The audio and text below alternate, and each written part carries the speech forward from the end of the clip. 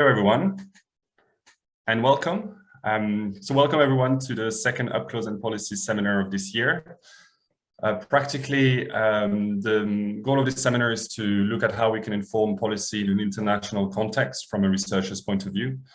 Just to tell you a little bit more about the series, the Up Close and Policy seminar series features UCL researchers in open conversation with policy professionals, drawn from a wide range of organizations. So this series look at how, who the policymakers are, what they do, and how the research community works with the world of public policy to inform decision making.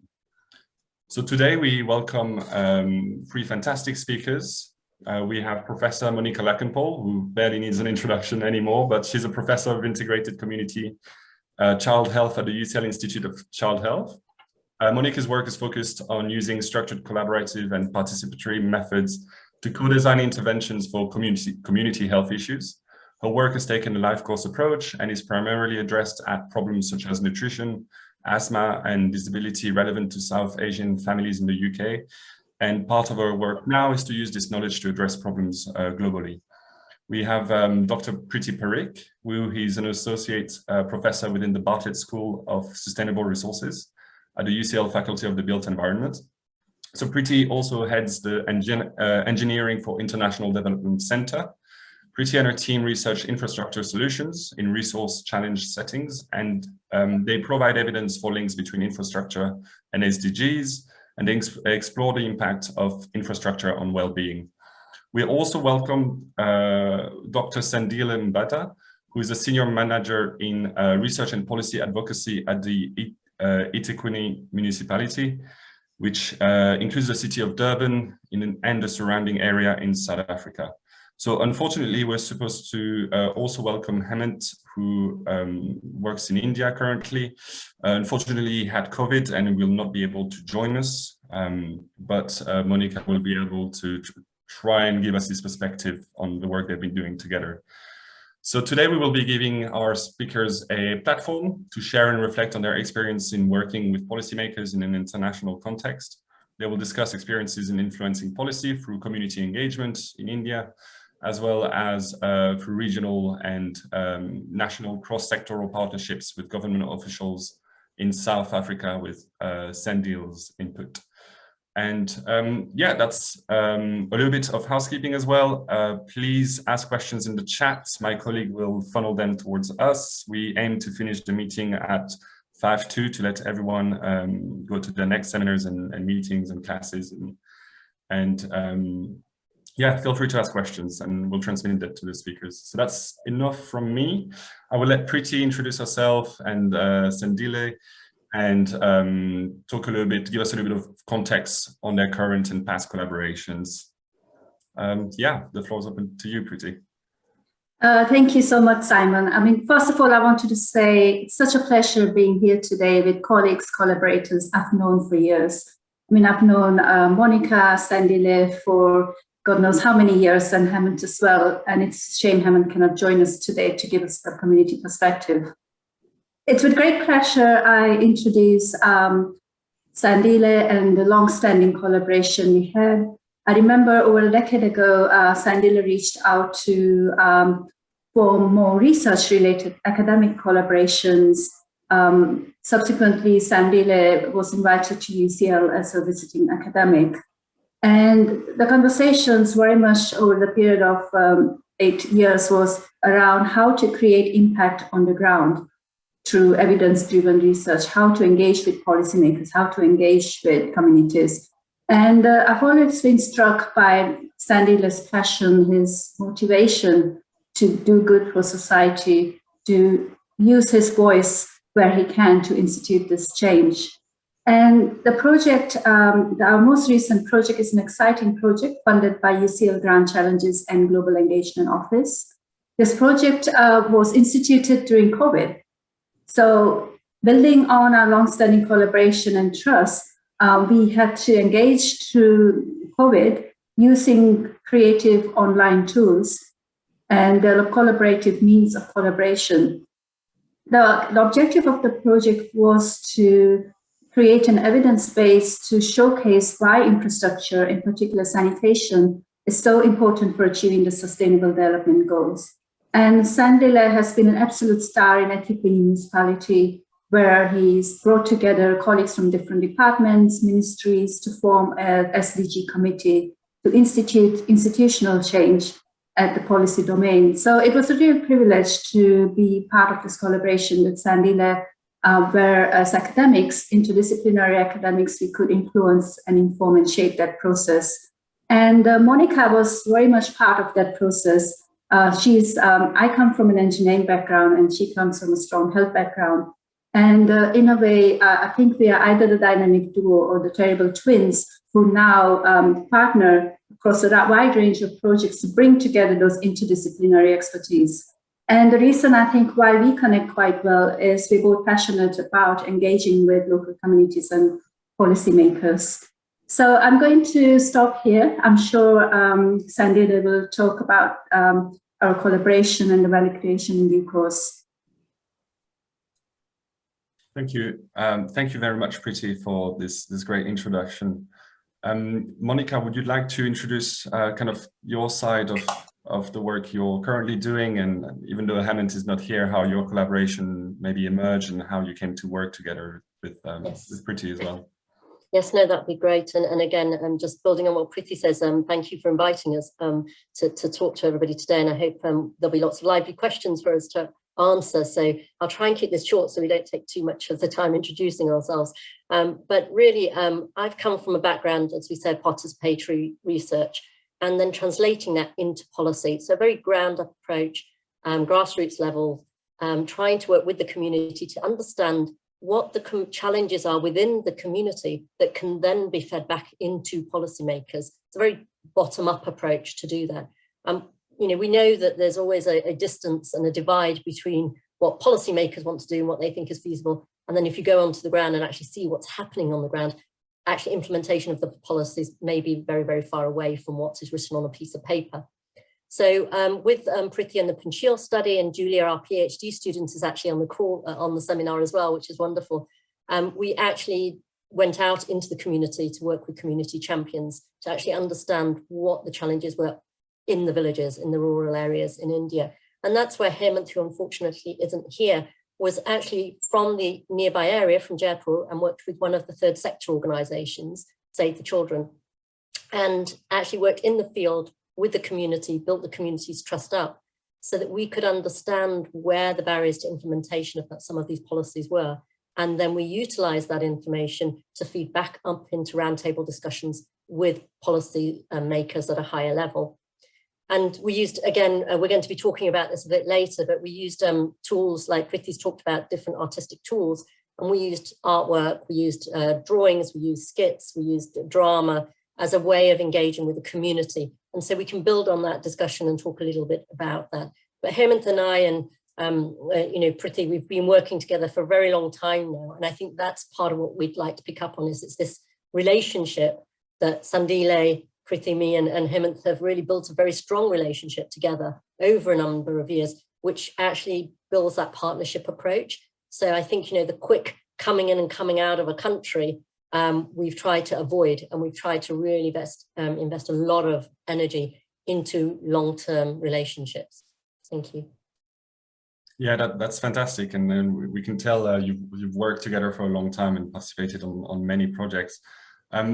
Sandile, I think you're with us on the call, jumping between accounts, but if you're here, could you tell us from maybe your perspective the kind of importance of co-producing policy and engaging with academics in particular, and with the community from your perspective, and also if it's something that's done quite often, collaborating with academics? Is it something that in your municipality is welcome, or is it something that you've engaged with maybe on a professional level before?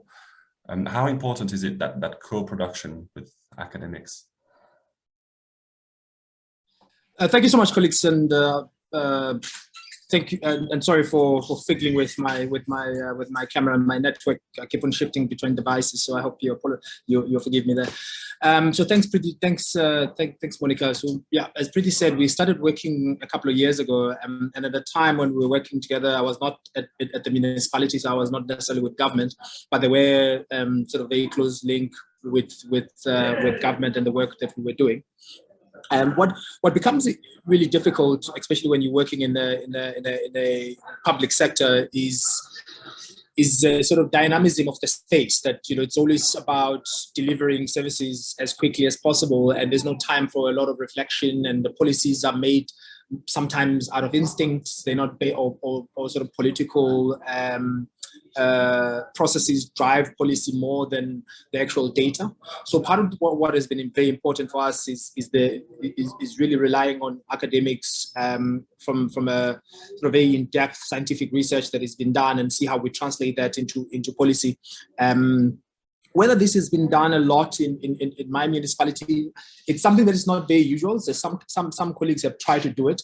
As I said, because of the dynamism of the space, it makes it very difficult to get the actual space and time and opportunity to be able to go through a process, and the academic space, the scientific research requires that sort of space and process.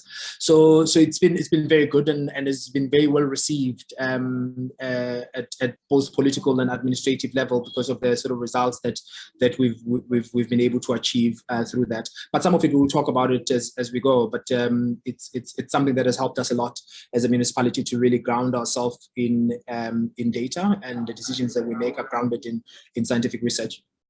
So thanks, Simon. Thank you, and welcome. Yeah, that's very, I think, very fascinating to hear about. There's also the other kind of side of your collaborations. They're very much developed in partnership with communities on the ground, and I mean, there's already a lot of trust building to do, even when you're collaborating with communities in the UK, for example. So I'd like to ask how you can build up that trust on the ground required to kind of make those projects go forward, both with the community and local policymakers as an academic, as a UK academic, practically. Yeah, if Monica, Priti, you'd like to touch on that? A few things to think about is, I think often, as Sandile was saying, everything's done very quickly, and you cannot build relationships very quickly. It takes time. Going into a country, I know we have to be aware of not flying too often, etc. But actually, you do need to go into the country, you do need to go into the area where you're going to be working, and you do need to take time to actually understand the context within which you're working. So what we did was, we did actually spend quite a bit of time going backwards and forwards between India and the UK, going into the villages ourselves, sitting with the community. And so it's that sensitization first, where you understand what the different cultural perspectives are, and what you need to be understanding, so that you understand from their perspectives what's needed. So on one hand, there's the science, and we can all read the evidence, and we can all read the science, but what you can't do is build those relationships without actually physically going into the areas that you're trying to work in. And then you've got to actually see what's happening with your own eyes. So as senior people in the team, we actually took the responsibility of going out into the villages ourselves, staying there, living there, having cups of tea, doing all of those things, to actually hear from the different families, from the different leaders of the community. So they have individuals called panchayats, who are the leaders of the different villages, from the teachers, and so all the key influencers, as well as the families as well. And that's where we engaged with a third sector organisation who also work in the field. So there was the UCL academics, there was Save the Children, which was a third sector, who already have some trust with the village, the people living in the villages. And then Hemant, who was actually a field worker, who was also going out. And he actually spent a lot of time before we got there, going into the villages, talking to people, explaining who we are. Otherwise, who are these alien people who are coming in to research on individuals, and why should we be allowed into somebody's lives so easily? So he actually had to go and spend a lot of time explaining what the benefit would be for us to come into the villages and enter their space, really. And it was only once he'd done that, and he had had a lot of meetings, and he had built his own trust up, that they then trusted him to trust us. And then we had to spend that time going into the area as well. and engaging and going back. I think that's the other thing. I think if you just go parachuting in, go once, come out, they're like, well, why on earth did we, who are these people? Why did they bother coming into us?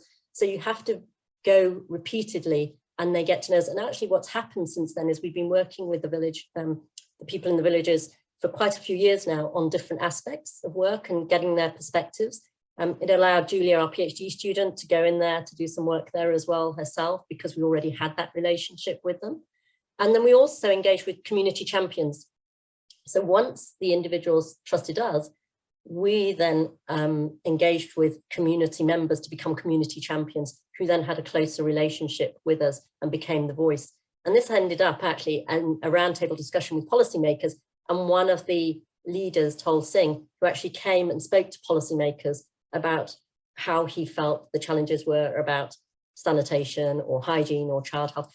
But he was then able to vocalize his and represent his villages in front of policymakers himself, rather than us representing them. Yeah. Thank you, Monica. Priti, would you like to add anything on that, on kind of building trust on the ground, maybe with policymakers or communities or both? And also, like, I guess how important it is to have that voice heard in the policymaking process, the voice of the communities on the ground, how that's been important in your research and your own engagements. Sure, Simon. I mean, Monica's made some excellent points about the processes and the need for building trust and collaboration and partnerships. I mean, there comes to mind a proverb, which I think is an African proverb, but Sandile, correct me if that's not the case, that if you want to go fast, go alone. If you want to go far, go together. And I think that's absolutely the spirit that we kind of embed in all our research activities, because as academics, I believe our fundamental duty is to kind of inform, influence, and work with society, work with policymakers. Ultimately, that's what we're here for. There's no point in writing academic publications or reports which just sit on bookshelves or just sit catching dust, really. So I think a lot of research that we do and engagement is very much about instituting change. I mean, to give you tangible examples, when we design sanitation or toilets, it's such a personal choice and topic. So, I mean, as a technocrat, if I was to just design a fancy toilet with gadgets without looking into kind of some of the local social, cultural kind of beliefs and value systems, the solutions would simply not work. And I think Sandile can kind of advocate that quite strongly as well. In terms of building trust, it takes a lot of time, energy, and resources to build trust. And I feel that sometimes funders underestimate the time and energy which goes into this process. There's somehow an assumption that you get people into the room, have a quick workshop, and that's it.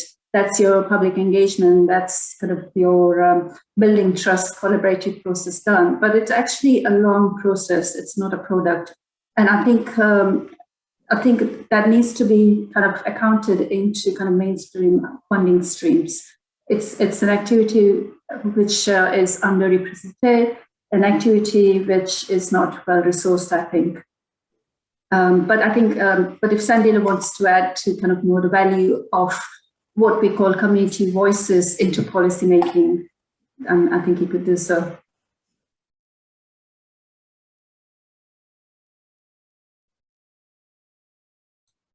Thank you. Sandile, would you like to add to that?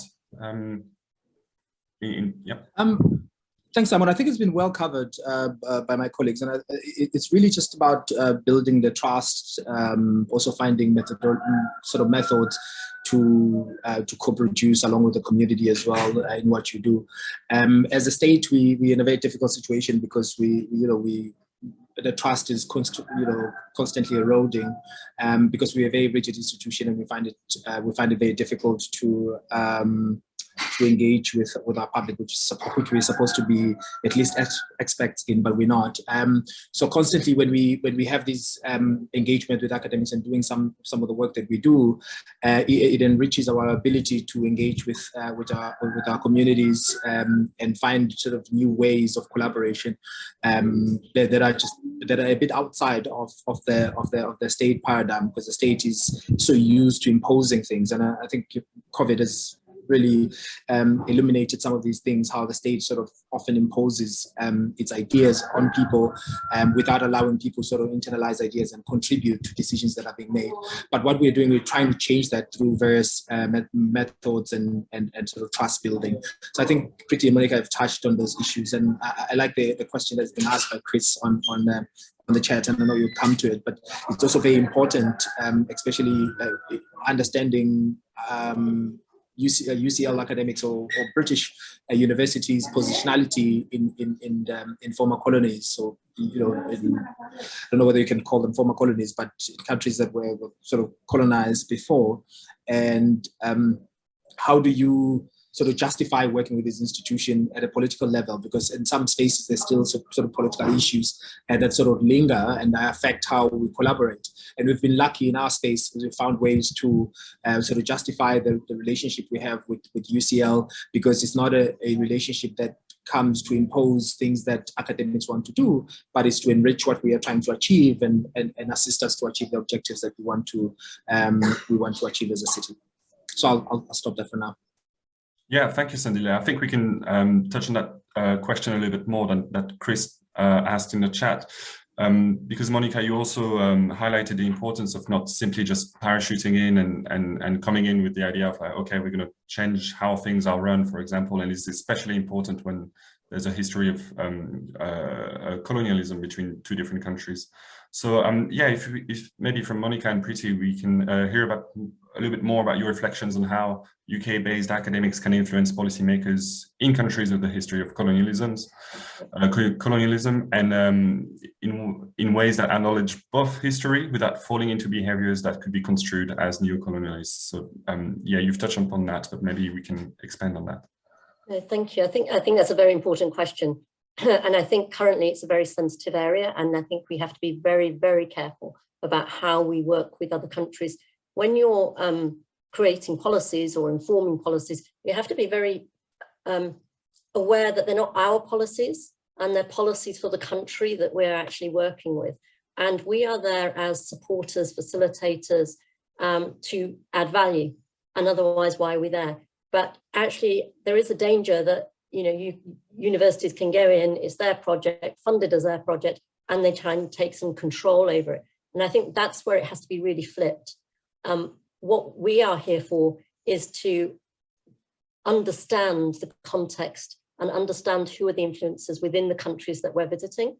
And once we've built the relationship, e.g. with Sandile or local individuals, it's actually, we need to hear from them what they need from us. How can we facilitate them? And actually it's about shifting that power and that power balance away from us, which is contrary to what universities want. And I think this is a fundamental discussion that has to be happened within our universities. You know, everybody, we're driven by first authorship on papers. We're driven by being the leaders. We're driven by being the PI. And actually for this sort of work, actually you have to take a step back, and you have to be aware to do that, but you also have to be willing to do that as well. And you have to say, okay, you know, who are the people within the country? So we were very much with our Pinchil project, you know, here's Save the Children. They know the country, they know the place. Here's our field workers, here's Hemant, they know the country. We are here to enable them to have the evidence to help inform them. So what do they need from us? And we stay in the background. So the whole team were very much fronted by individuals within India, not by ourselves. And yes, like I said, we went to understand the context. And Priti and I had a funny story where we actually went into one of the schools to test out the toilets. Because again, if you read on a piece of paper, you know, everybody should not be going in the fields to go to the toilet. And then you criticize people about why they're still going into the fields. Well, actually go and try one of those toilets where the door opens inwards and you're falling backwards and you're falling into the toilet. And then you might understand why you're not using the toilet.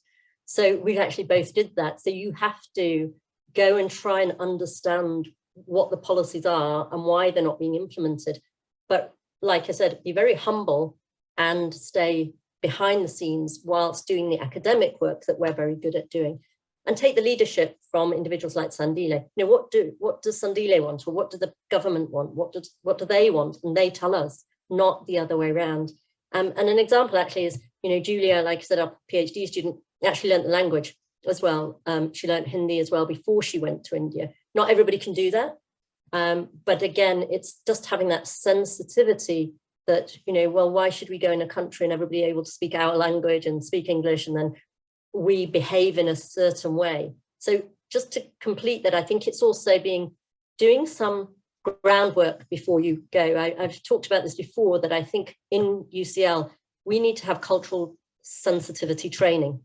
And there should be some cultural competences before we go into another country. So you cannot go into India, say, or Africa, say, not understand the culture, not understand how people function, and then expect people to work with you on your timescales and the way you do things as well. And only once you do that can you actually get partnerships developed where people believe in you and want to work with you, and then policies that actually are informed by the evidence, which is what we're very good at doing. So understanding our role and being a bit humble about who we are, I think is very important.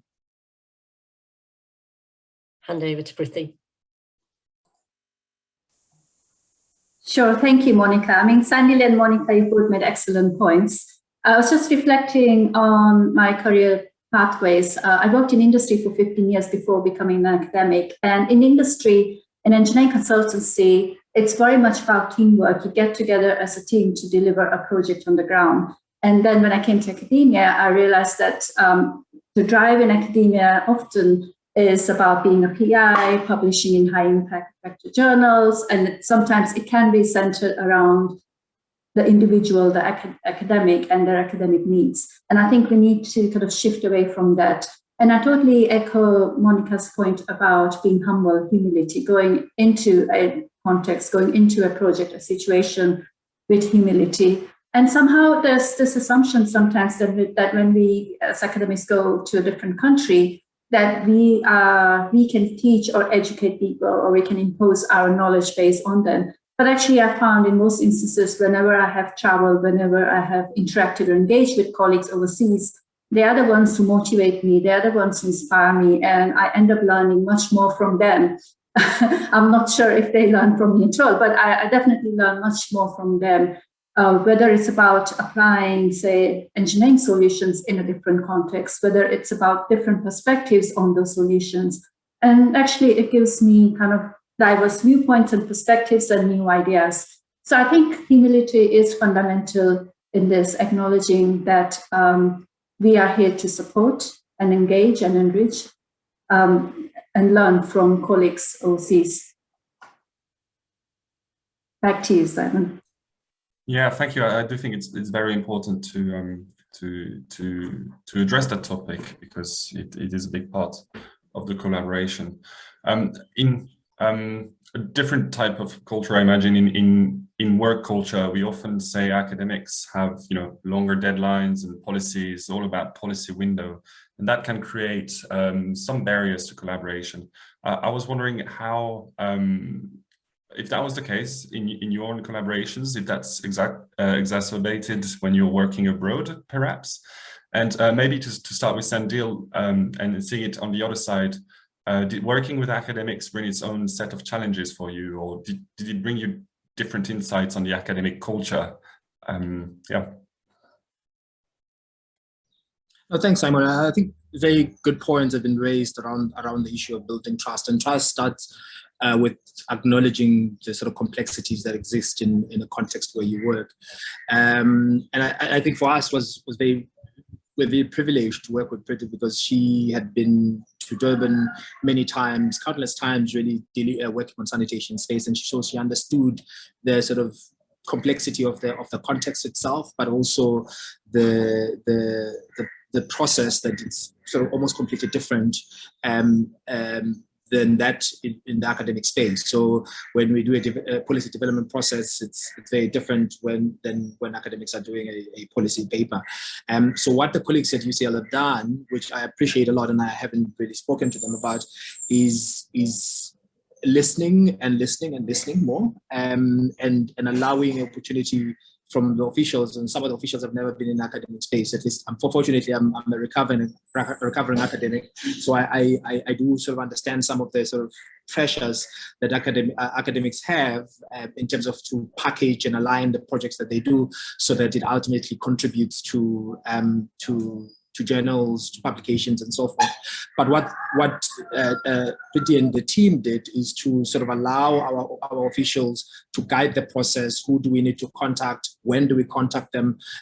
Which is sometimes a bit frustrating. I think for when you're an academic and you have very short time frames, and you see these sort of very complex web of sort of consultations that have to be done institutionally. Some of them are meaningless, to be honest, but they are they're important within their structure. That's how you get buy-in, because some of them are purely political, and you need to get that sort of political buy-in in order for you to achieve a long-lasting relationship, but also the impact. So for me, the listening part, but also the ability to the humility, because not imposing your ideas on how a process should go, especially when you a senior academic like Monica is, to have to sit back and listen more and learn through the process, it becomes extremely important. I think for us, we're very privileged because the relationship we've had with UCL through Priti particularly it's very long. So we've had an opportunity to nurture it over time, where she understands that, for instance, when there's a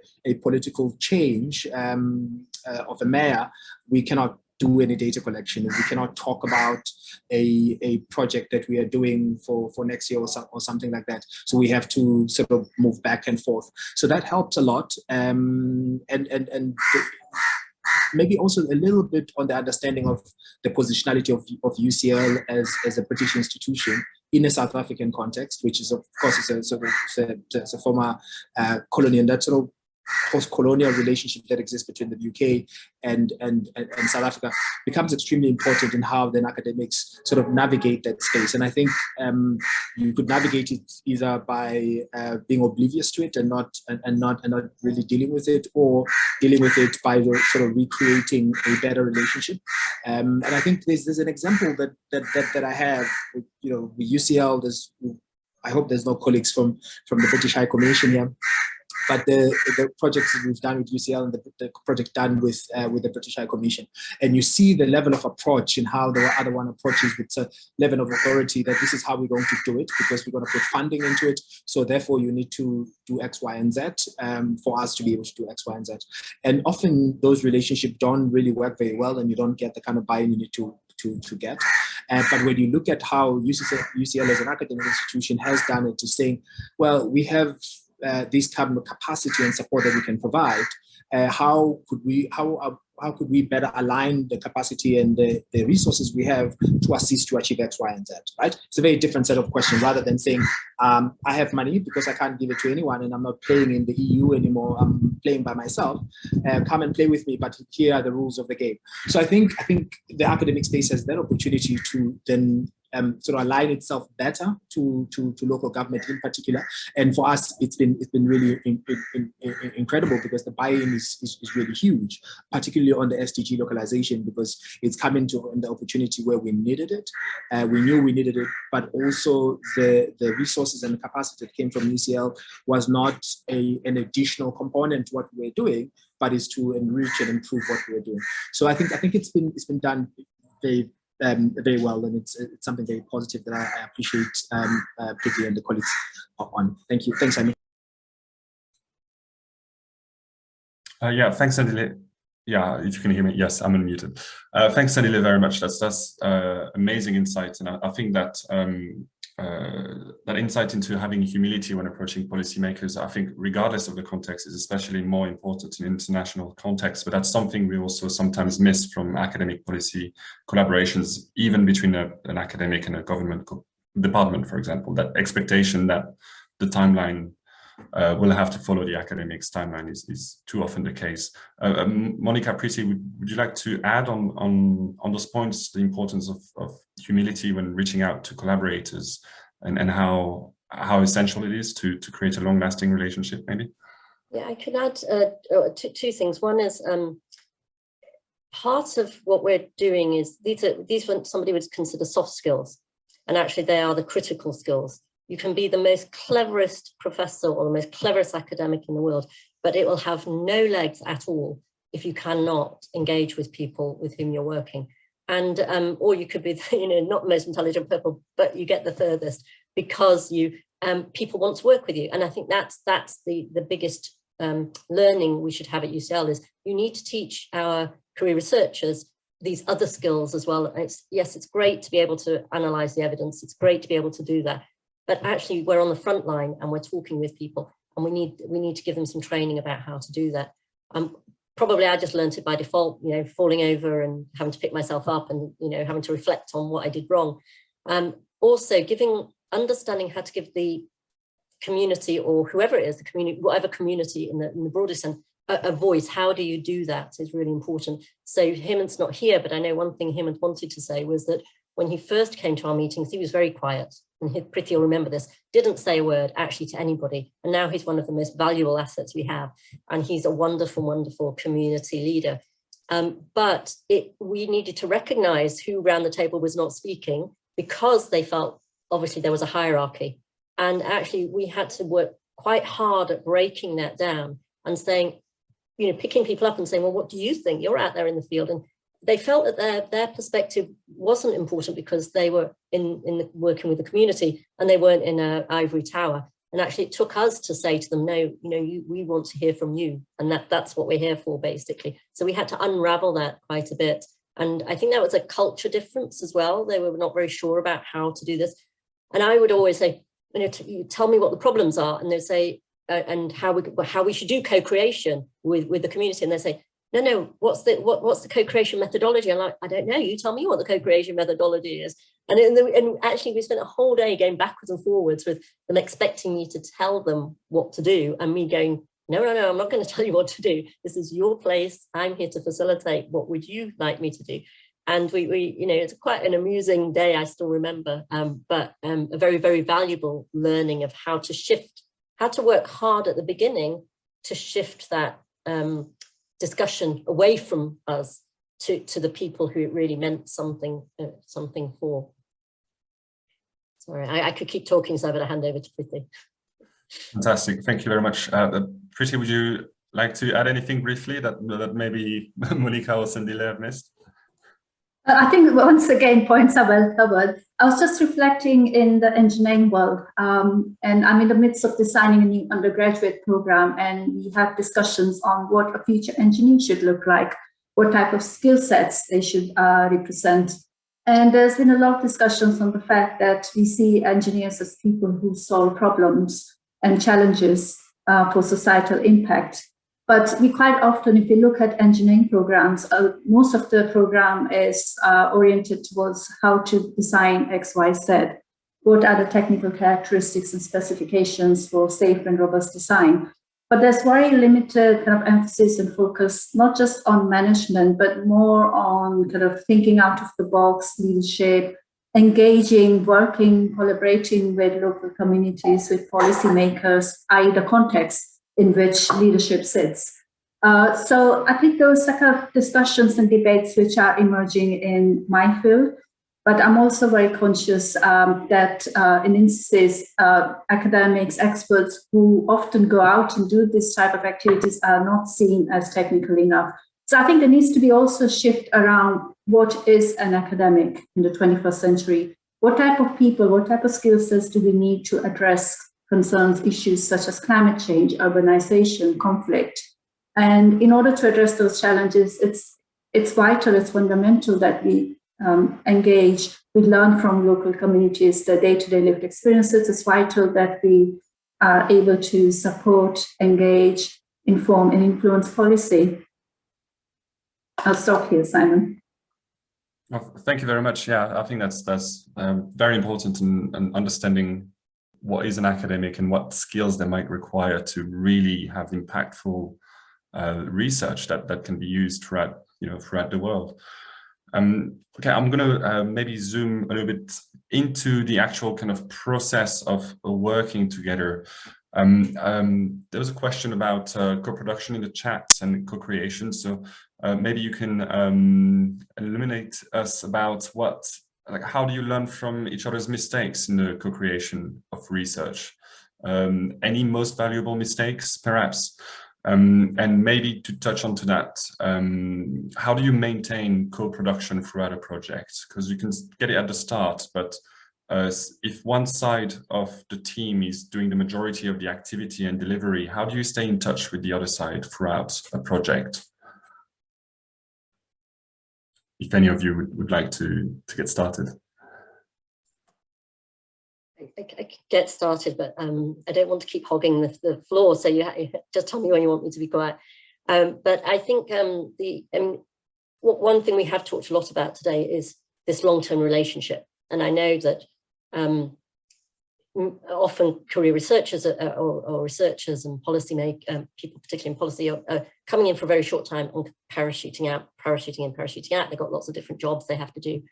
So one thing is that to enable co-creation to happen over a long time, I think developing ourselves at UCL, where we have some individuals who are in that space, and then the career researchers can work with us, so that you have that long-term relationship for particular countries and particular governments who you can work with. So you're not just in these very short 2 months, where you can't build up these relationships, because co-creation is all about relationships and who you're working with. One thing is, I would say it's keeping in contact with people. So, and you know, WhatsApp's a great thing, and it works very well with India, particularly when I was working there. And literally, we would be on WhatsApp all the time. And it became this constant dialogue to try and find solutions. So even if it was a weekly, you know, how are you doing? What's going on?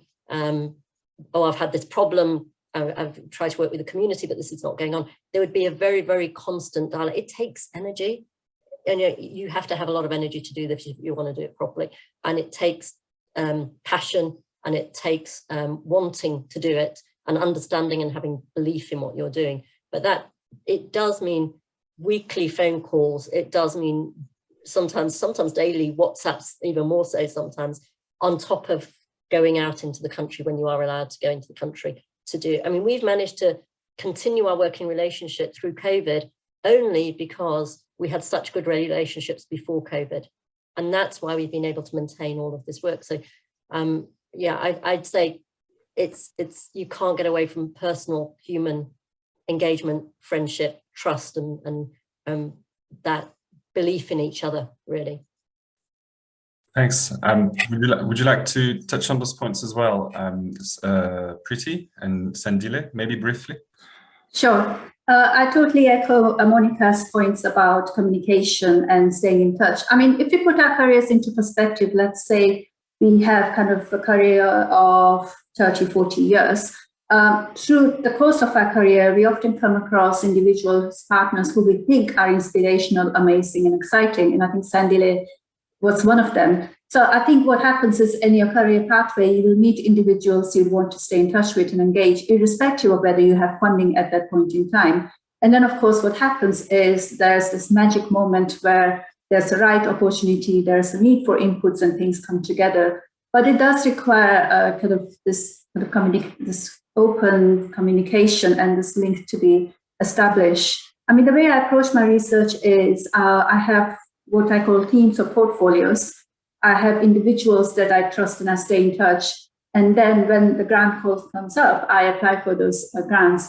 I mean, what I find interesting, and this is a question a lot of people ask me, is why do you often go for smaller grants? Why do you go for more targeted applications? The reason for that is I find that quite often with some of the small grants, it enables you to keep that relationship, that communication going. It enables you to get a group of very talented individuals together to jointly tackle a very targeted challenge. So I think it's rethinking of how we approach communication, how we approach applying for resources. But I think we need a different mindset. And I'm going to come back to my phrase of, as an academic in the 21st century, we need to shift gears and think about ourselves and our roles very differently. Thank you. Sandile, would you like to elaborate on the challenges of kind of running a project with academics at the same time, perhaps briefly? I'm aware of time, and I think we'll move on to the next set of questions after that. But if you'd like to add on that, you're very welcome. Yeah, I'll be quick, Simon.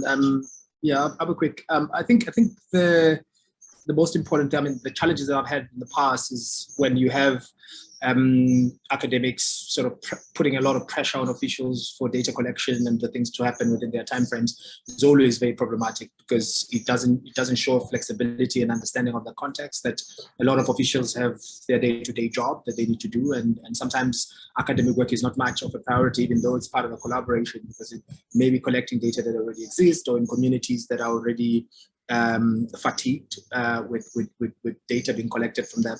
So there's a whole lot of sensitivities that needs to be taken care of.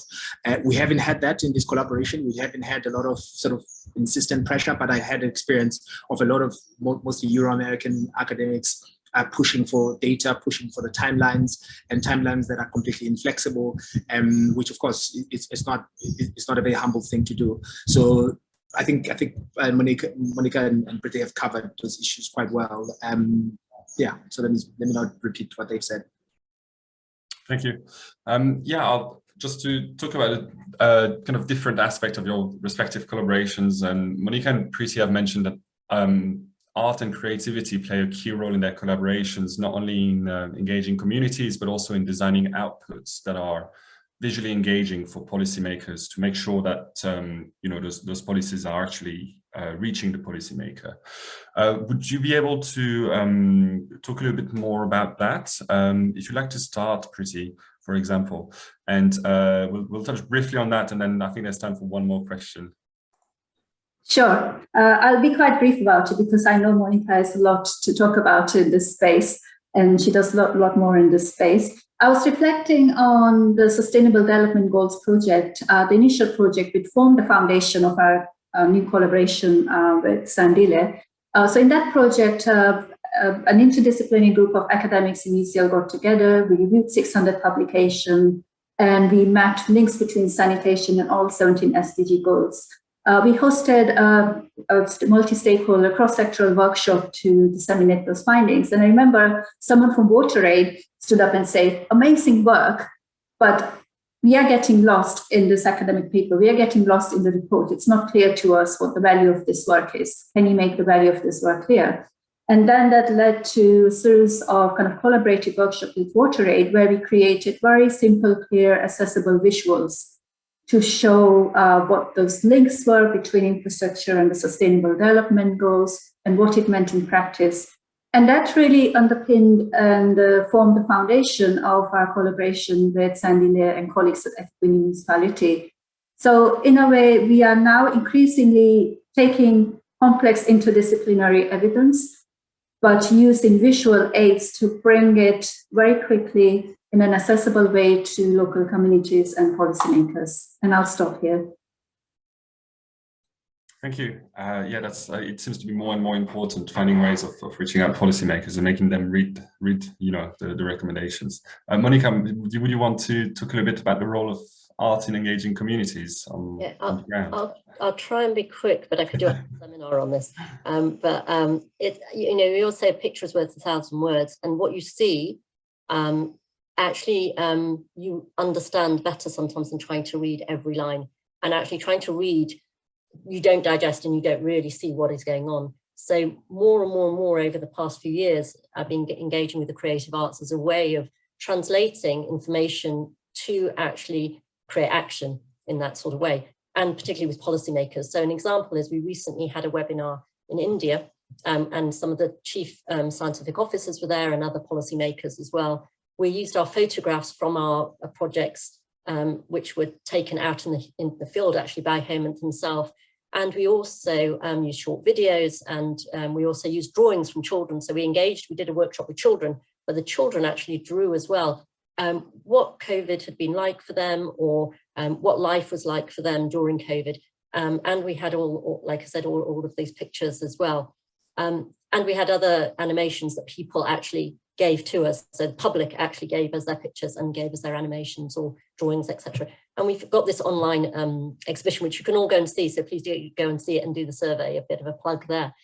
But actually through the webinar and doing it in this visual way and through the exhibition, we actually were able to have a dialogue about the policy. And exactly what one of the questions has said is, what about on the ground? Policies don't reach the ground. So we were, and again, Julia's on the call, and we created a sort of photo book, or we are, called Toilet Tales. And it was like, look at all these toilets. that actually had turned into greenhouses or being used as store cupboards, and these toilets were given names, you know, the mosquito toilet or whatever. And suddenly you have pictures that you actually show to policymakers, and you said, yeah, you're writing this policy about go and use a toilet. Actually, how do you use this toilet? Look at these pictures and see what's the reality. So I think we could do another seminar on this, but, you know, in India as well, they have trucks that go around with messages on. And again, they paint their trucks, and it's a very powerful way of getting artists to be advocates for certain issues and engage with policymakers. And there's lots of ways we've been doing this in the UK as well. So yeah, it's an exciting area, and I think policy should be interdisciplinary. And I think we should make more of working with our colleagues in the creative arts to actually ensure that policy has more impact. Thank you. Yeah, maybe we should have a seminar on the use of art to engage policymakers and communities alike.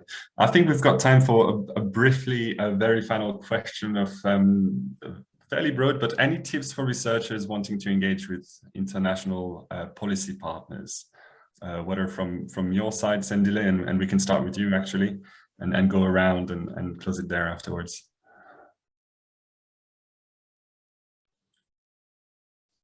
Thanks, Simon. I think on our side is really just, I mean, because a lot of our documents, a lot of cities in the world or governments in the developing world have most of their policy documents and annual reports online. It's mostly for academics to look at what is out there, what are the key challenges that cities are facing.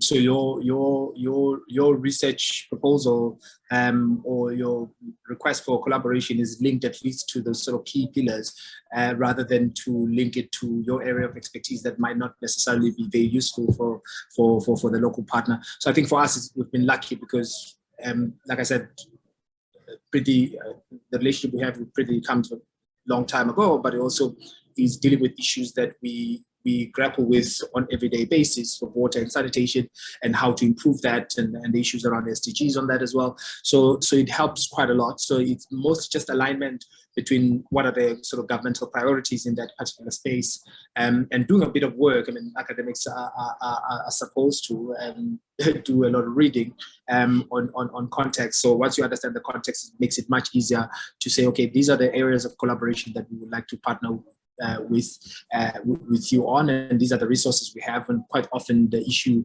with local government is resources. So to also be very upfront with resources, these are the resources and capacities that we have to improve the situation there. But we're not, we're not coming to solve your issues or to come and save Africa, but we're going to work with you with our sort of collaborative methodologies to improve the situation. So it helps a lot. Thank you.